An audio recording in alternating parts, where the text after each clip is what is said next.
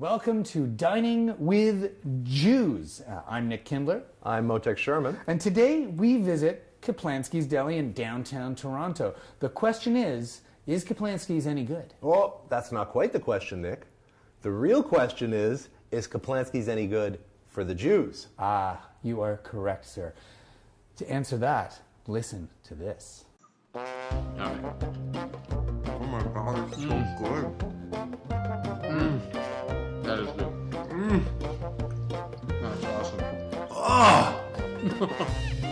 The smoked meat is... It's so flavorful. I feel this soup loves me. Like, I feel like this soup is saying, I'm in love with me. Wow. That's how I feel about the soup. Oh my god, we didn't get black cherries. You can't drink water with deli. You gotta drink black cherries. Or create sodas. What a great meal. Fantastic. So, today on the show, why smoked meat and the Jews? How does it all connect? We also go back and discuss the deli of our youth here in Toronto in the 70s and 80s, the golden age, if you will. We hear from the man himself, Zane Caplansky, and how he brought smoked meat back to the downtown core of Toronto. And we have other great, exciting segments that we can't wait to share with you. A little song, a little dance, a little seltzer in our pants. Woohoo! First up, let's talk about that meal again. Though, you know what? I am so glad that I remembered suddenly that it is a crime in most states, provinces, cantons, territories not to have a delicious, tasty carbonated beverage with your smoked meat. That was an amazing catch. Now, I had smoked meat. You had the tongue. Oh. Now, we also had our producer, Nadine Bell, who was raving about the soup. That's right. Fantastic. And, kudos to Nadine in general. Lovely and talented, we'll talk and raves about soup. That meat was amazing. And tongue and smoked meat, both regular fare in the modern Jewish deli diet. I was asking why? Why smoked meat? And so I decided to go to the source. And it turns out that the source was sitting across the table from me. Now, Mo, before... That's right. Legend in his own mind, Motek Sherman, telling you people all about the smoked meat. Now, listen, you did a great explanation. You shared an amazing explanation around why smoked meat, why pastrami. It's my theory. Like, this hasn't been borne out by any data or evidence. It's just my theory. You want to just add a quick correction, correct? I do. You know, I was so overcome with the tongue fumes that I forgot. You were tongue-tied, if you will. Oh, I can't believe you went there.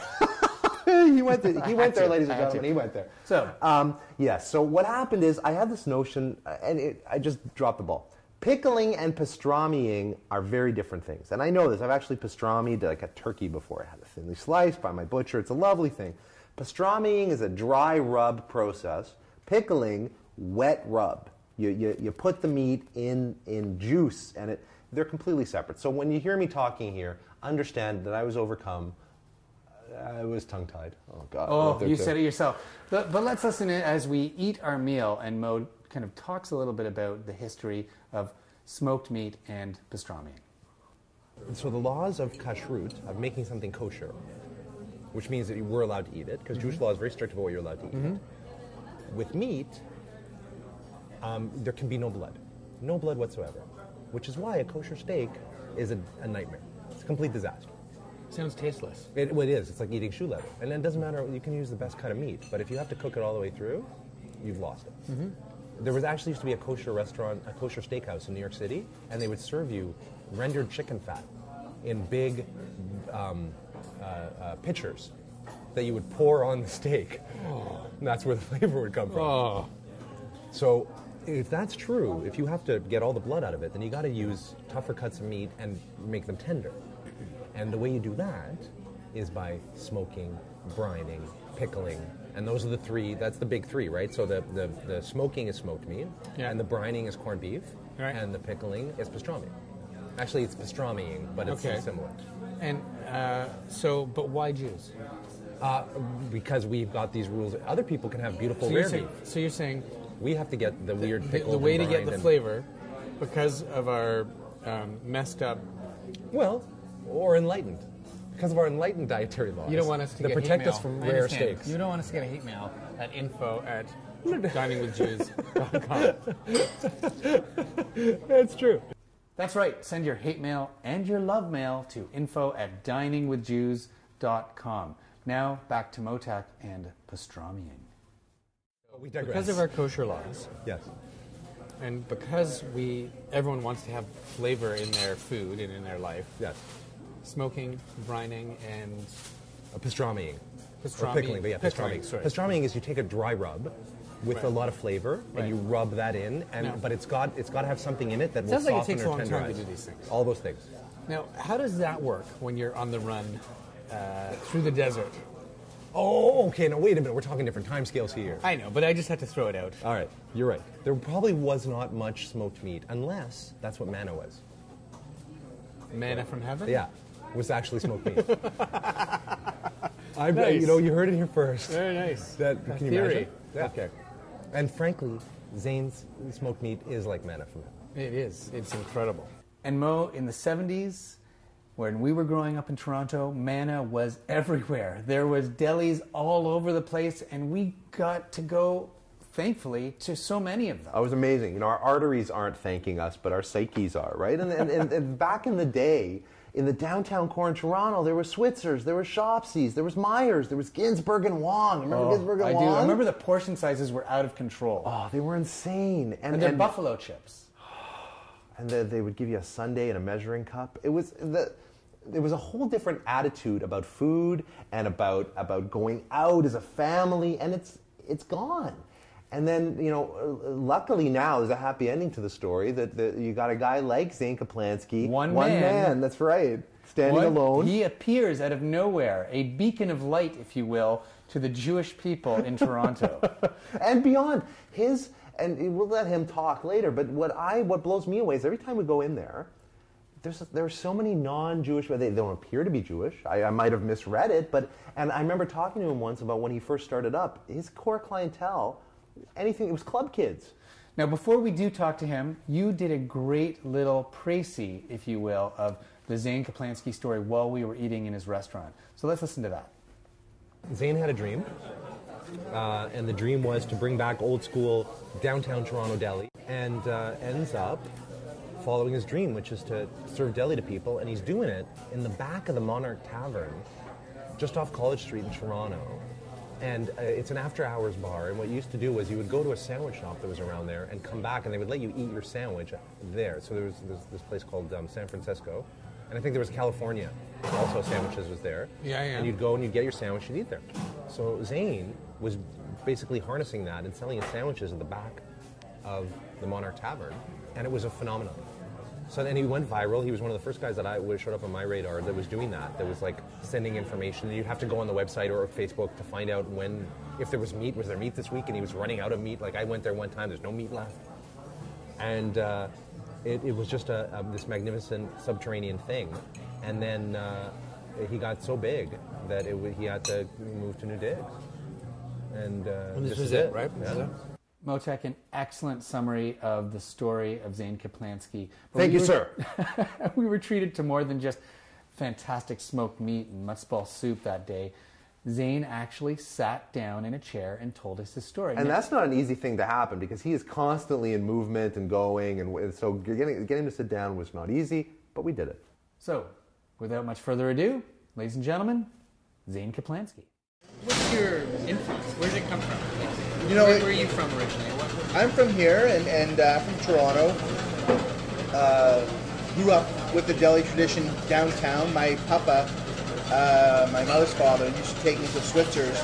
He was in the schmutta business, the women's clothing manufacturing business, Down on Spadina? on Richmond Street, just off of Spadina. And I used to help him on Sundays in the factory. I'd sweep up, or I'd sharpen pencils, hand out candies to the customers. When I was older, I'd be flyering outside. And it's funny, a cousin pointed out to me that he would pay me, my papa would pay me a nickel a pencil for sharpened pencils, and he would buy pencils by the pallet load just so I would sharpen them. And the pencils didn't cost a nickel each. Was not a very good business person. Did not really understand efficient labor, but he loved to have me there. And we would work together, and then we would go to Switzer's for corned beef sandwiches. Bernice was always our waitress. We would have cream soda, which was our secret. Couldn't tell Nana about the French fries and the cream soda. that was not on his diet. In the summer of 2008, I had people, friends of mine, coming back from Montreal, and I asked them all to bring me Schwartz's, and none of them did. Oh. And it was like You don't this. talk to them anymore, I take it. No, it's They're dead to me now.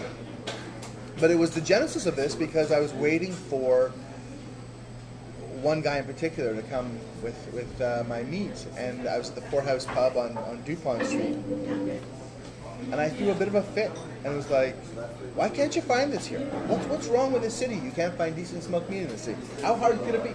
You know what? I'm going to do this. I'm going to start a deli. I'm going to smoke my own meat, and it was like a one part epiphany, one part revelation, one part. It almost felt like one part. like all genius stuff. It was almost as if I was letting myself in on a deep, dark secret that I knew. Like I'd worked in restaurants for many years, and I knew I wanted to have my own, but I didn't know what kind. And then in that moment, it came out, and it was almost like this moment of clarity where the path was clear and it all made sense. And I went online and I bought a smoker and I bought a brisket and I figured out the curing part and I created my own spice rub. And the very first one, the person I was with at that pub was Charlotte, who was my girlfriend at the time. And I'll never forget the moment where, you know, it's a 2-week curing process, and you're checking the smoker, making sure the temperature's right, and it's all guesswork at first. You know, you trial and error. But I took the first one out, and I remember calling her on the phone, and I was like sobbing. It worked. It was pink and beautiful and black on the outside and smoky and a little too smoky and a little bit, you know, not spicy enough, and changed stuff over time. But it was like the realization of a dream. I didn't have any terrific forethought. I didn't really understand what I was getting myself into, to be honest. And the way the media and the word of mouth and the way the whole thing sort of tipped has been way beyond any dream I ever had. Like I couldn't have conceived that things would happen as big and as fast as they have. Probably the most important lesson I've learned in life is that it's all about the journey. It's all about the process. And I think that smoked meat is a process-heavy food. If you go for the manufactured, injected, industrial version, it doesn't have that magic.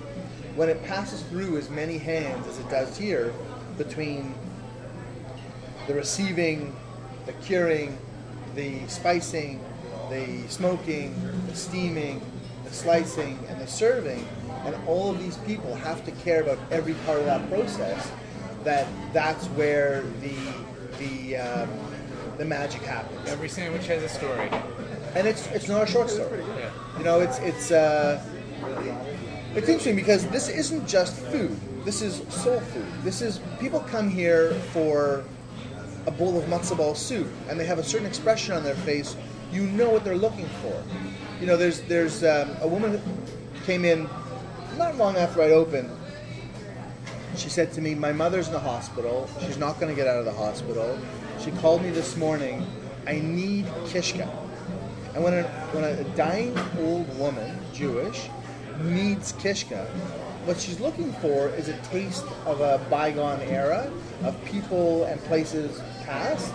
And for me, I get goosebumps telling the story because it's such an honor to be able to be the person who I know exactly where to go. And when you want that bowl of matzo ball soup, or the pickled tongue, or the smoked meat, or the cabbage borscht, or whatever it is, I love being the go-to guy for that stuff. So part of what we do here is nostalgia for people. Part of what we do here is soul food. Part of what we do here is introducing Jewish food to people who've never had it before. And frankly, I think I like those people the best. You know, it's always Jews kvetch a lot. It's Yeah. And It's not like grown it- up it's on not it. like where I have- That's the issue. Yeah, they have a reminiscence of what it was. I was This is talking how my mother about, made it. because I grew up in Toronto. I would go to Switzer's. I would go to Yitz's, Yep. and that was where post-university I would go with my brother and hang out with our friends. Yep. And that to me is it's got a home feel, right? I said the knish there or the kishka may not actually be the best. It's fine, but it's because I have the history and the Yeah. experience with it. I'll tell you a great Yitz story. When I was at the Monarch, I called Yitz to come and check the place out and be my guest, and I really wanted to meet him and get his approval. Because he's like one of the godfathers in the He city. is the godfather of Yeah. Deli. He used to manage Shopsies for many years, and for 25 years, and then when Shopsies sold out to Lever Brothers, they helped finance him in his new place. And Yitz loves, lives, and breathes deli. So when he came down to the Monarch, he walks in. He said, "What day are you not so busy?" I said, "Wednesday." He walks in. There wasn't a seat to be had. Like, the place was crazy. Geddy Lee is standing at the bar because he can't find a seat either. I move a couple of people aside. I find Yitz a couple of seats, and he looked. He says, "Who are these people? These aren't deli people. Like, what's going on here?" And I'm like, "I don't know. It's like kind of like the Field of Dreams. You know, you build it, they will come," and they came. Zane, for the folks who may be listening to this eventually, who have not experienced deli, when they come here, what should they order? Well, the smoked meat sandwich is what we're most famous for, and I always think that that's a great starting point. But we have the Caplansky platter, so if you're two people, the platter really gives you an opportunity to taste all of our selection of house-made meats. So the grilled salami, the smoked meat, the pickled tongue, the smoked turkey, the chopped liver, with some bread on the side. You'll have to have pickles as well. The soups are wonderful here too, so I always recommend the soup. And and What would be your It's favorite like- food to put on that's not like, it's not deli even related? What would be your indulgence food that you would put on there? If you well, you know what's funny? You'll often see me do it. What I love to eat, it's not on the menu. I take one of the little ends of breads and I scrape it across the cutting board, Yeah. and you get the fat and the Yeah. spice, Yeah. and it just has the most incredible flavor. Sounds amazing. And in older times, they used to serve something called speck, which is the fat trimmed off the brisket,